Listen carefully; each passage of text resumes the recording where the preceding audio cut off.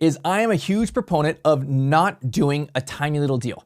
Don't do one of these tiny 6-bed assisted livings where you're gonna be trapped in your business, you're gonna be a slave to your company, you're really just running the rat race and working 80 hours a week and barely paying yourself a reasonable salary.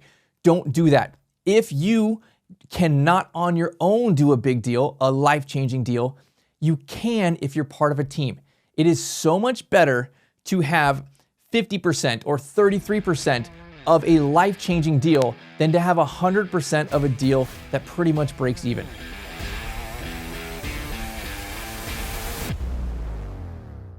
What is up? Welcome back to Assisted Living Investing with me, your host, Brett Shotkavis. I am here to talk to you about getting your deal done. How can you build your own memory care mansion just like we do, right? So there are multiple different people that can be on your team. This is something that you can use to help you put everything together, right? Because realistically, there's a lot of different things you have to do in order to start one of these. You have a real estate side, right? You have to either buy the business, you have to build the business. There's a lot of different steps if you're gonna go through that with land and construction and funding, right? All this different stuff on the real estate side, on the business side, everything before you even get your license.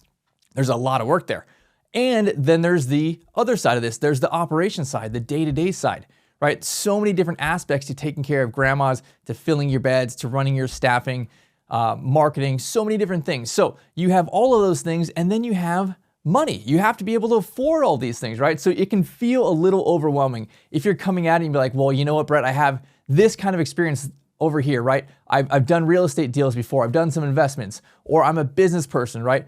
But I have no idea what the day-to-day is like. Or you may be on the other side. Well, you know what? I have worked in hospitals. I'm a nurse by trade. I want to get out of the rat race. I can't stand working for the man anymore, and I want to do my own thing. But I have no idea how to build this thing, nor am I a finance person at all, right? I'm not great with numbers. I don't know how to raise the money, right? Like there's all these different components to it. So a team is what we're going to talk about today, because a team is really vital. You do not have to be Superwoman, right? You don't have to have all of these things together in order to do this deal. I'm going to show you, we'll talk about this today, how you can put multiple pieces together, because there is really 3 different components or perhaps people that are on the team. You do not have to have all 3 of these people. It could just be one, right? You could be the person who has all this stuff together, or it could be 2 or 3 or 10, maybe not 10, but you get the point, right? Like you can put multiple people together to create a win on the 3 different sides of this. So let's talk through the 3 different sides, because I think of it this way. You have a real estate person, or maybe that real estate avatar, or perhaps it's maybe a business avatar on the front side, everything before you actually get opened.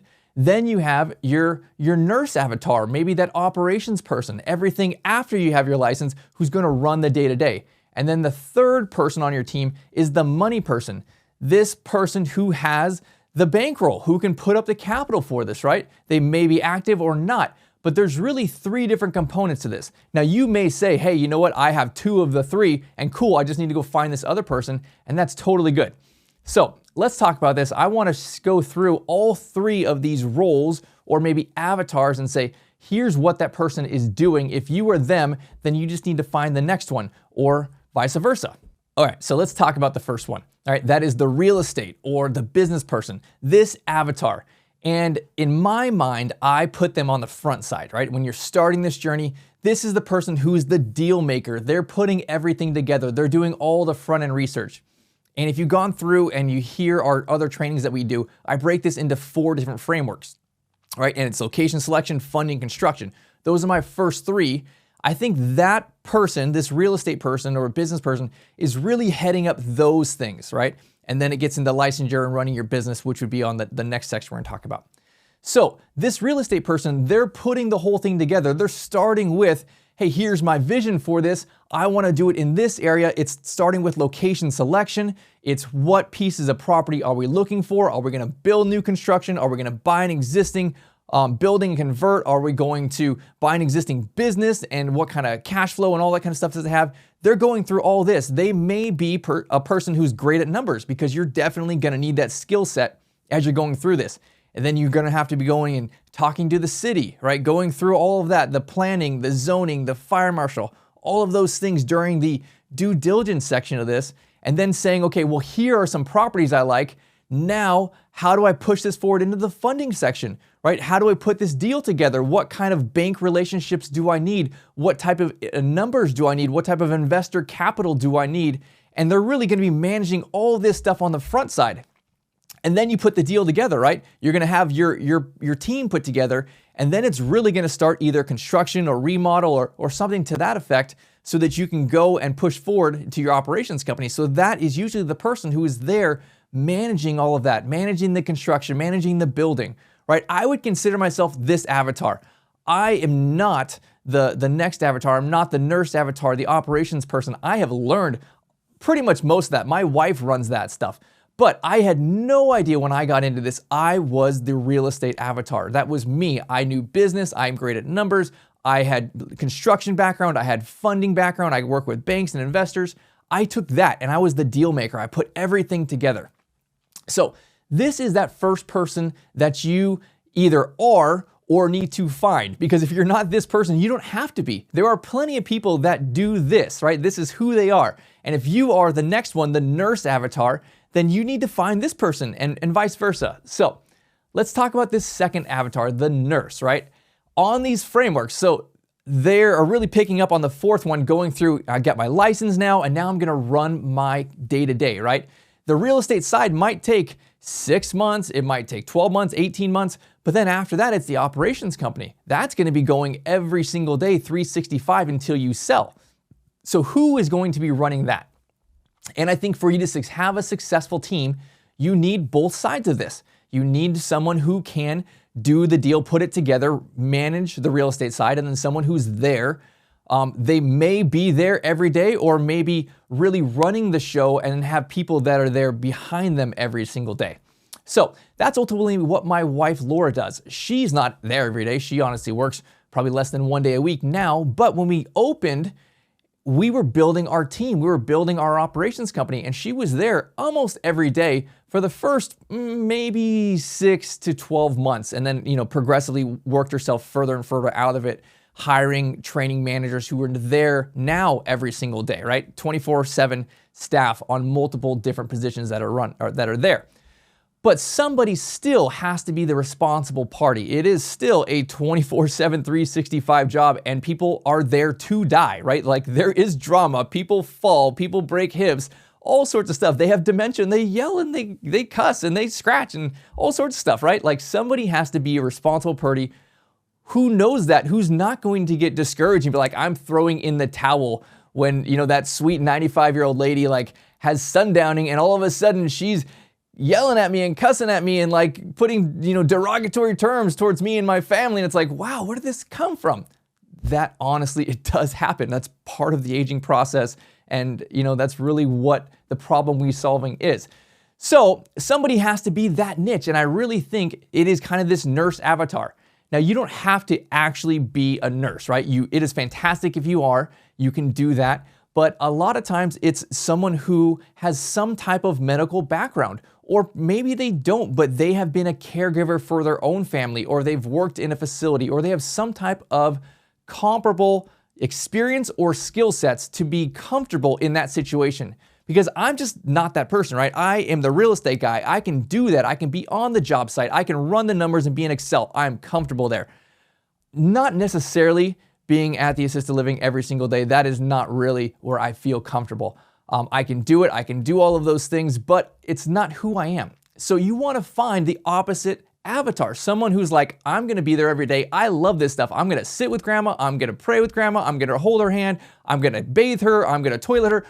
All these things that have to get done, they are excited about doing it. They're excited about being in the weeds. So this person, they're going to run all of your operations company. They're going to be in charge of all of your staffing, your training, your hiring. They're going to be in charge of all of your resident stuff, your admin, your paperwork, for all of that kind of stuff. The communications between the family and the doctor and the residents, all the medication changes. And your marketing. Your marketing really could be either or, right? It could be the real estate person, or it could be the operations person, or you get to a point where we really don't do our own marketing anymore. It's mostly done by our managers. They're out in the community. We've trained them where to go and what a system looks like.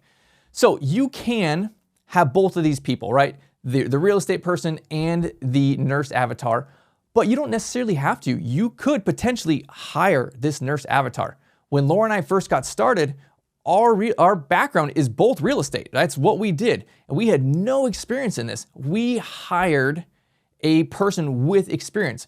This person that we hired had been working for corporate for many years and knew what it was like the day-to-day being in the weeds running the operations company. So we hired this person before we even had our license, having them on staff, creating our systems, right? And then ultimately, they took the reins, they showed us everything, we came behind and learned all of the systems, built out the systems, made sure everything was scalable and worked for us, and we really learned through experience, right? It took us 6+ months to get the hang of it, and then over several years, mastering it and creating these systems.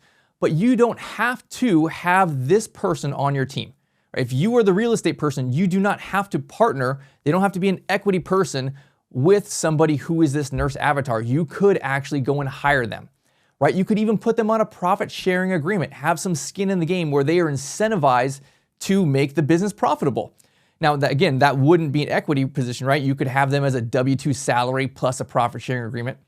The only consideration that I would have you consider if you are looking to hire this nurse avatar is the funding, is the requirements for the bank. Potentially, what will investors say if you need to raise additional capital?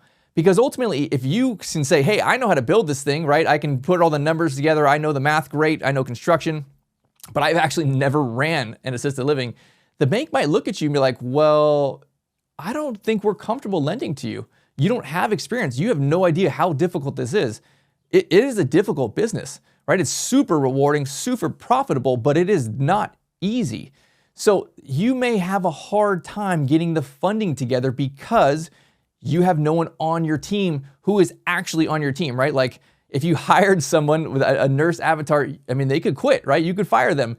They're not really committed. They're not part of your team. So that is the only consideration that I would have. It may be difficult for you to get the funding. And then honestly, it may be difficult to run the operations company if you bring on the wrong person. I have seen our partners do that where they bring on the wrong person, they've hired the wrong person, and it's just a nightmare those first 6 months. And we're like, you gotta fire this person. They are not the right person, right? Fire them, bring somebody new in to run the show for you.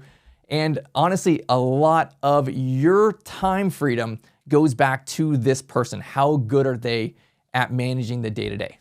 So the third person on your team, the money person, right?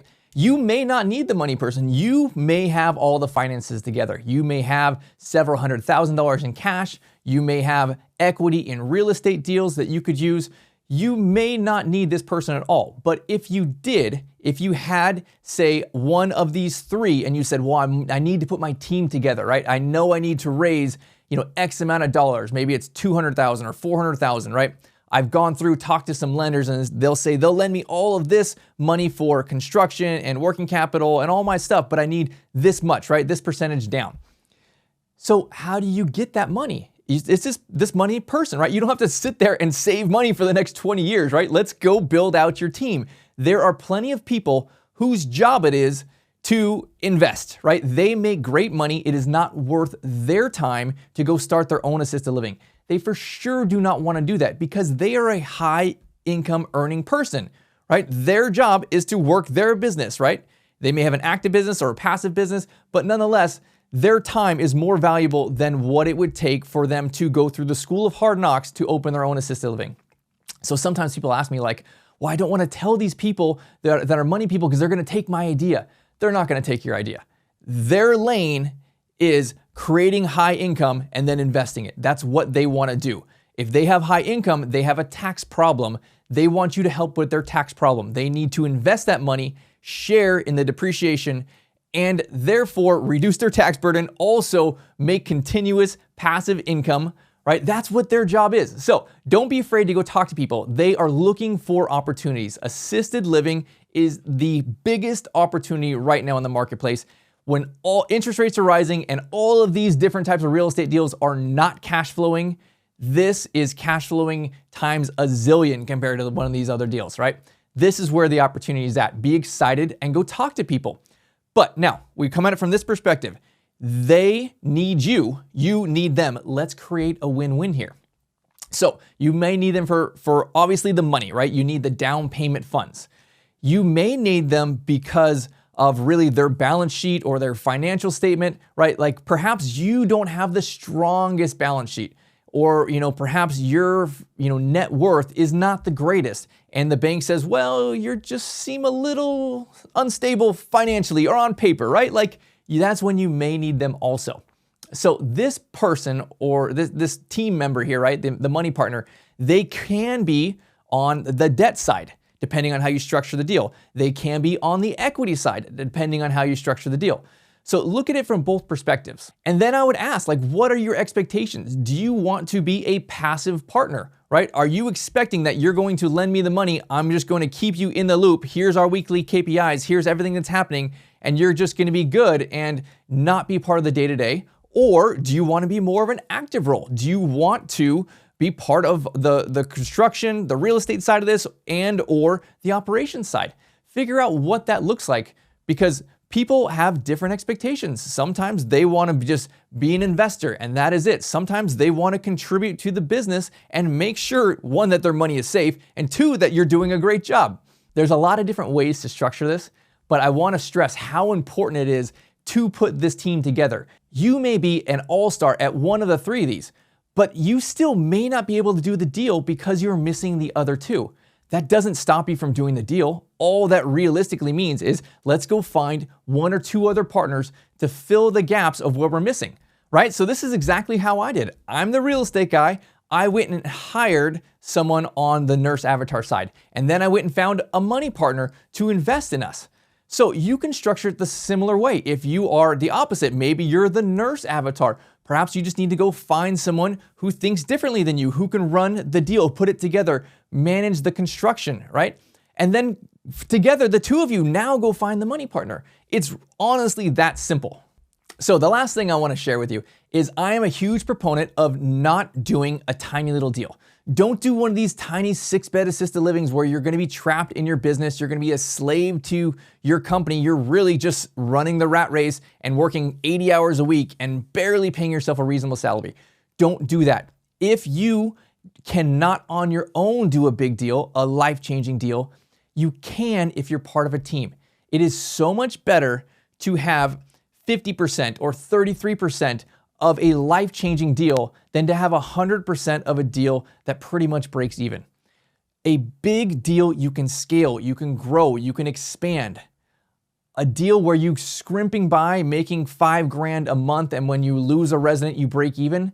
That's a kind of business where after 3 years, you get sick of it and you sell and you just wasted 3 years of your life, right? Get a solid plan. Here's a realistic play for making millions of dollars and having an early retirement play, right? This is what we do, one and done.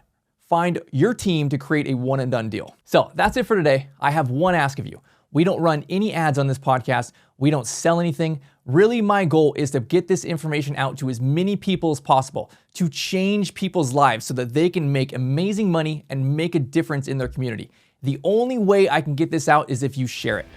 So if you can like and share, that would mean the world to me, and hopefully it will change someone else's life.